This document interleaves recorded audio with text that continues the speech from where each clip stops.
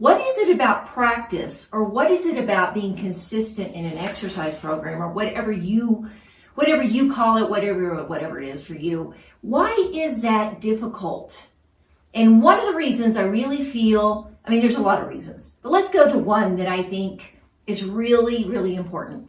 And that is, we don't know it, but we don't really value we don't value it. And that kind of, oh no, that's bad. I need to value my stretches. I need to value my walk every day. I need to value blah, blah, blah, blah, blah. Well, be honest with yourself first. If you don't value it, that's okay. And if you want to value it, then go to the next step and make it doable. That's the key. Make it doable. If you want to walk more, walk a block, walk half a block. But whatever you do, make sure that when you come back from doing it, whether it's doing butt up the wall, something I teach, make sure that you are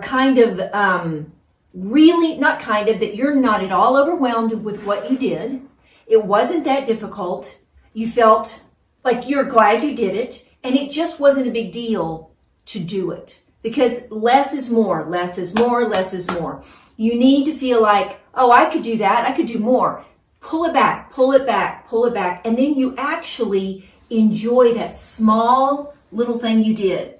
And the next thing is, remember, little stuff matters. Your mind is going to say, that's not going to do anything. Doing one butt up the wall is not going to do anything. Bending right is not going to do anything. Taking a walk, that's a lie, a lie, a lie, a lie. Because really, great athletes, great artists, great writers, great business people all know the value of small